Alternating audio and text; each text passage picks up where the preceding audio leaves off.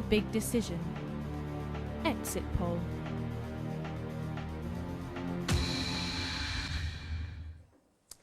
Thank you very much. The exit poll is the most important indicator of who will be the next president of the Students' Union. Over the past couple of days, we've been trying to interview and ask students who they wanted to be their next president.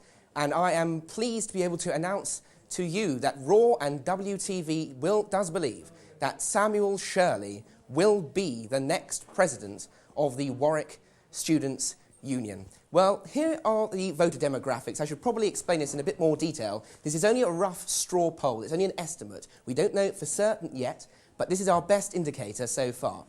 This behind me, as you can see here, with the fancy graphics, is the exit polls demographics, sorry, the election demographics for the last year, 2008. As you can see there, first years, always traditionally very large voters, and they certainly did that last year. 45% of them, nearly a majority of the votes. Next, of course, second years with 27%. Then the third years with 22%, and fourth years with 6%. So that's how the voting figures have broken down for last year. This year, there are more voters. We don't know what exactly they are. We believe second and third years have come out in stronger force this year than they did last year.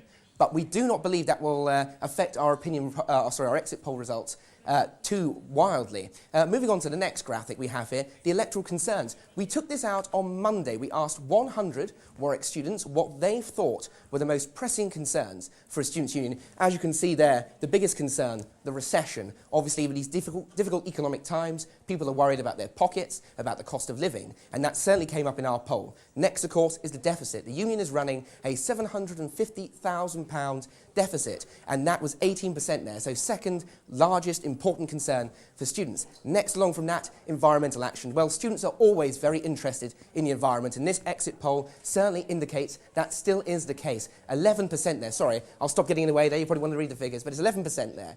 And then moving on, next is improving union democracy. That was 10%. Of course, these elections is all about union democracy, and it's still a very important union issue for students. Some would say that's more for the finance and governance officer, but when it comes to the SU, they're still very concerned about it, and that was reflected also in our exit poll. And then finally, perhaps surprisingly for some, the National Union of Students was last of all with 7%. Still a sizable concern though, and certainly an issue the Students' Union will be looking to tackle. But anyway, let's get to the results. This is the predicted first-year vote. So this is based purely on what the election would be like if first years were the only people who were able to vote. And as you can see there, Samuel Shirley has a decisive advantage amongst these key voters. They always turn out in force every year, and again they will be doing so this year as well. But Samuel Shirley there, 37%. That's where his advantage lies. If the first years come out in larger numbers than second and third years, he will be, we believe, the next president of the Students' Union. But still, sizable voting shares for Mitchell Fung there, you can see. He was there on 19%, and Asen Geshekov, he was also on 19%. Andrew Bradley trailing there a bit with 13%. Oh, sorry, actually, I think I got that wrong there. I think it's Andy Glyde, actually, on 9%. I'm very sorry for you, Andy, there. Don't want to diminish your votes, but you have it, 19%. Then it's Asen Geshekov with 12%. Then it's 19% with Mitchell Fung, and 13% for Andrew Bradley. So that's how it's looking on the first years. But if we look, let's get rid of first years. Let's look at second and third years for a brief moment. And there we have it. Andrew Bradley on 26%. You can see Samuel Shirley's been squeezed right out there. He was on 37%, now he's on 16%. And that shows you how important that voting bloc will be for him. But as I'm saying, Andrew Bradley doing very well there. Over a quarter of second and third years will be voting for him, we believe. Next on the list is Andy Glyde, the current finance and governance officer. He's trailing there with 9%.